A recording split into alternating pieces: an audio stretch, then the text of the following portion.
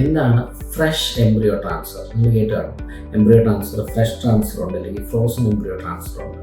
അപ്പോൾ fresh transfer എന്ന് പറഞ്ഞാൽ എന്താ ചെയ്യുന്നത്? നമ്മൾ പീരീഡിൻ്റെ ഒരു 2ാമത്തെ 3ാമത്തെ ദിവസം ഇഞ്ചെക്ഷൻസ് എടുത്ത് തുടങ്ങുന്നു, അണ്ടങ്ങളെയൊക്കെ വളർത്തുന്നു, ഒരു 10 ദിവസത്തോളം ഇഞ്ചെക്ഷൻ എടുക്കുന്നു, ഇന്ന് നമ്മളത് പൊട്ടാനുള്ള ഇഞ്ചെക്ഷൻ എടുക്കുന്നു, പൊട്ടുന്നതിന് മുന്നേ തന്നെ നമ്മൾ ഈ അണ്ടങ്ങളെ പുറത്തെടുക്കുന്നു, ഈ അണ്ടങ്ങളും ബീജവുമായിട്ട് ചേർത്ത് അതൊരു ഭ്രൂണമായിട്ട് മാറ്റുന്നു.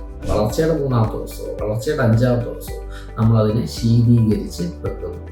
ശീതീകരിച്ച് വെക്കാതെ ആ മാസം തന്നെ അമ്മയുടെ ഗർഭപാത്രത്തിലോട്ട് തിരിച്ച് നിക്ഷേപിക്കുന്നതിനെയാണ് ഫ്രഷ് എംബ്രിയോ ട്രാൻസ്ഫർ എന്ന് പറയുന്നത്. ഇത് ആർക്കാണ് ചെയ്യുന്നത്? ഒന്ന് നിങ്ങൾ അറിഞ്ഞിരിക്കേണ്ടത്, ധാരാളം അണ്ടങ്ങളുള്ള PCOD തുടങ്ങിയുള്ള ആൾക്കാർക്ക്, ഒരു 10 അണ്ടങ്ങളിലൊക്കെ കൂടുതലുള്ളവരാണ് ഫ്രഷായിട്ട് ട്രാൻസ്ഫർ ചെയ്യുന്നത്. ചില ബുദ്ധിമുട്ടുകളുണ്ട്, പിന്നെ വേറെ കുറേ കണ്ടീഷൻസ് ഉണ്ട് നമ്മൾ ഫ്രഷ് ട്രാൻസ്ഫർ ചെയ്യാത്തത്.